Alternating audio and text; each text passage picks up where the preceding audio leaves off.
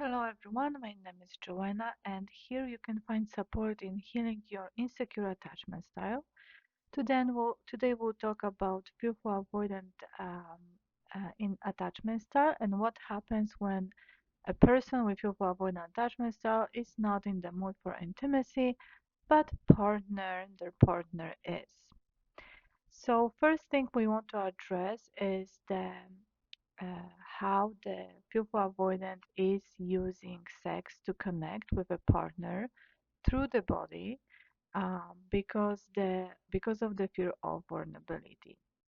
For fearful avoidant, vulnerability is associated with being weak or needy. So connection through sex is safer way to connect. So at the beginning, fearful avoidant is crossing their sexual boundaries, is sexually intimate with a partner, even it does not feel like it, or basically is not in the mood. However, this happens mostly at the beginning, can last for, in some relationships, for a longer period of time. So today I would like to address what happens, why, and what are the consequences of this um, self-betrayal of this pattern of crossing own sexual boundaries. However, what you will hear today, what I share with you, is also you can apply to any other situations, not only intimacy. For example, very similar pattern, reasons, and consequences we will see related to the need toward the need for space. So first part, why does a fearful avoidant do that? And I'm sharing this with you from my own experience as a fearful avoidant and also what I hear from my female clients. However, if you are a man listening to this and your attachment style is fearful avoidant, if you want to leave a comment um, below about how it works for fearful avoidant men, that will be also appreciated. So first reason why fearful avoidant is crossing own sexual boundaries and is intimate although doesn't feel like it is the fear of abandonment, the core wound I'll be abandoned. This core wound creates coping mechanism of self-betrayal and is pushing fearful avoidant to be intimate although fearful avoidant doesn't feel like it in the moment. The other reason will be for crossing own sexual boundaries and betraying self is due to codependency belief. The codependency belief I am responsible for your needs, I should meet your needs, I'm responsible for your feelings, and if I don't feel like it, I don't want to meet them, it must mean I am bad or there is something wrong with me.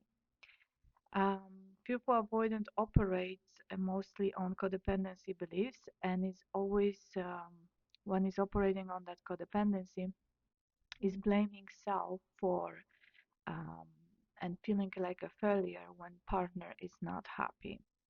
So that is another reason for fearful avoidant to cross own sexual boundaries and sacrifice. There is another belief that says um, that fearful avoidant is holding that if I don't feel sexually attracted to you, I don't want to be intimate with you, it must mean that there is something wrong with me or with our relationship. So this makes fearful avoidant feel defective and like a failure. So now, when a person with fearful avoidant attachment style is operating, is motivated by these beliefs and fears to cross own boundaries, not be authentic when it comes to intimacy and when it comes to their needs at the moment, the sexual needs, then eventually there are coming consequences. So every time we as fearful avoidant sacrifice or overgive, we give ourselves message that we are less important, we don't matter, Our needs can be minimized or are not valid.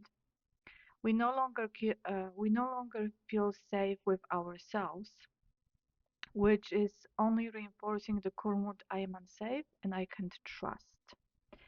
So all of these core wounds are reinforced through that self-betrayal, overgiving, and sacrificing. For a person with fearful avoidant attachment style, this process can last for a while, but at some point there is a peaking point, and fearful avoidance starts operating from resentment and hurt. You can do this for a while, for maybe for some of us years, but eventually the resentment will reach the highest point and the hurt, and then is the moment when people avoidant will will need to show up for themselves and will feel like now it's time. I have right to set boundaries. I have to show up for myself. And unfortunately, I talk with partners of people avoidant, usually men, who are meeting with me because they don't understand what happened. It's like a switch. And unfortunately, these partners are experiencing the consequences of a previous pattern of overgiving. Um, and now the people avoidant feels like I need to show up for myself. I am important. And it's setting boundaries through behavior, through harsh words, through anger, through being spiteful, and through being very critical, but mostly through withdrawing emotionally. So, if you are in the process of addressing your attachment style, addressing the patterns coming from that attachment style, and you really want to work on this and create harmonious, fulfilling relationship with your partner, there are few things you will need to do in order um, to heal that, to end that patterns. One of the things is working on vulnerability, becoming more vulnerable in the relationship. I know it's not easy. I know it's not pleasant, and then our whole body is responding with a strong no when it comes to this. But in order for us to feel safe, um, connected with our partner, this is the very important part of healing. So, vulnerability is about telling people, partner, how we feel. It's about telling what hurts us in the situation, telling what we are afraid that will happen if you will say no, and tell what we need to feel reassured.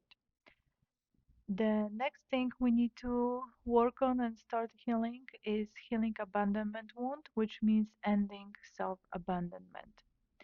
We need to switch from fearful stories how we will be abandoned to communication about needs for connection, reassurance, consistency, and transparency.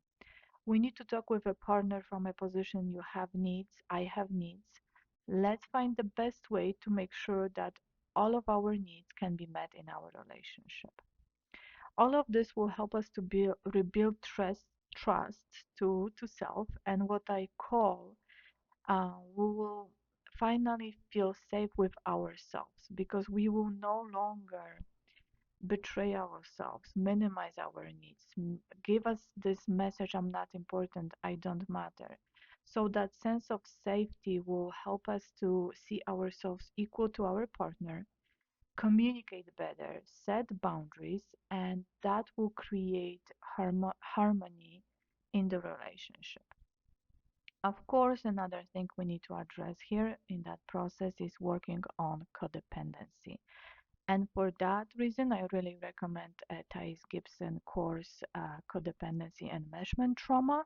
This is an amazing course which really address deeply um, all the codependency patterns, all the codependency beliefs, and how to end the codependency. I hope this video helped you to better understand your coping mechanism of overgiving, and you see the results and understand the results and consequences of this coping mechanism. And now you are more motivated to work on this. So thank you for listening.